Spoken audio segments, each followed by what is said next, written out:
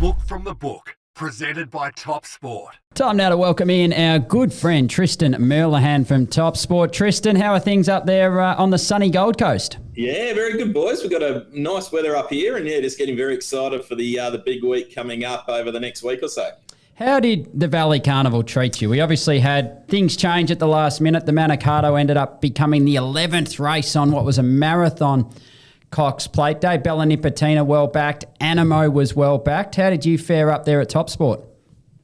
Yeah, well, it's good to see a bit of flexibility, wasn't it? It was, like even on Friday night trying to get the race to run, and then to get a big race there on Saturday after the 10th was a great result. We had a good lead, and then the middle pinners were really good for the punters. They absolutely cleaned us up there.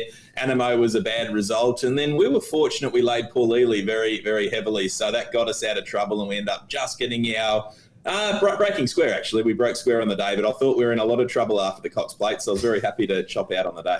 And what about the Derby? We've got the Derby, the feature, Group 1 on what's an action-packed Saturday at Flemington. And a good Derby too. Terrific Derby. I think there was probably a little bit of conjecture as to whether it might be diluted by the Spring Champion last week. Turf, we're going to see the winner of the Spring Champion come down for that Derby, and it looks as deeper edition as I can recall in recent years. No doubt. Tristan, I was keen to understand what sort of interest there's been from a punter's perspective. Obviously, these stayers, as they're emerging, they can chop and change a little bit, and they're probably not overly reliable. But do the futures punters get stuck into the Derby?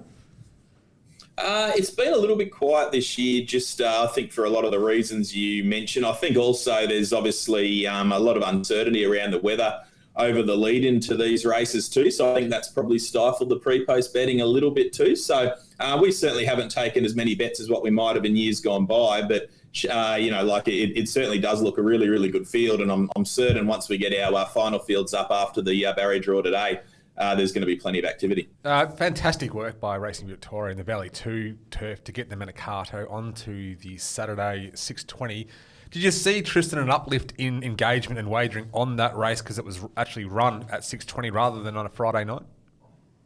Oh, it was huge. It was a really, really good betting affair. I think even the ability to get the quaddie legs changed to include that race, which again, it just showed a bit of flexibility, and it was a really good option. So from our point of view, the turnover was undoubtedly bigger than what it would have been on the Friday night. Our Friday night turnover last week was a little bit down. I think that's just due to the weather. So I can only anticipate that the Manikato itself would have been a lot less than what we saw on Saturday. So, we were very, very happy the decision was made. Obviously, it would have been great if it ran as per expected on Friday night, but to be able to roll with the punches in that sense was a really good result. Just quickly, your lay of the day. You mentioned Paul Ailey earlier. It was a great result for you guys on Saturday. So yet another tick for the lay of the day. Didn't realise how early he'd be gone, but he was gone at the 600. Yeah, listening on Monday, it seemed like he might have pulled up with a little issue. There was clearly an issue, unfortunately. But let's get into Saturday. We're obviously early doors. We're pre-acceptances, so challenge a little bit tougher. But who are you going to be taking on?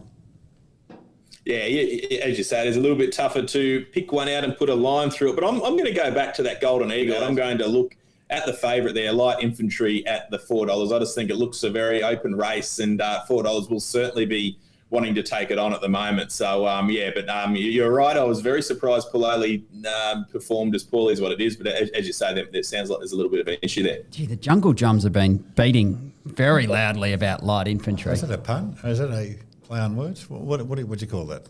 Jungle Drums, Light Infantry, I don't think he meant it. I certainly didn't mean it. All I was saying is every second person you speak to is declaring it. Well, to tell you what, there's a lot of good form going into that race for a lot of runners, so he'd want to be on his game. Let's get into the Melbourne Cup. We're, 6 days out from the big race. What's betting activity been like? Who are the horses that punters are really latching onto in futures markets?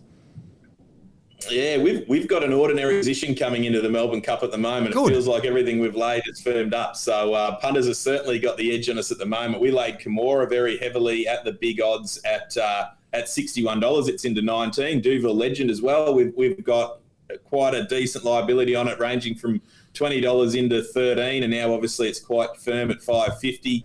And Duace, it is another liability as well for us. Loft is the only one that chops out for us out of the top runners. So we're at the moment we're in a bit of an ordinary position, but we know how big the betting is on the Melbourne Cup, so I'm sure we'll bet past it. But it's certainly that the punters have got in nicely with the early odds at this stage. Best of luck with that. It's almost a difficult position to be in. You want the punters to win, but Tristan is, as Matt says, a good friend of the show.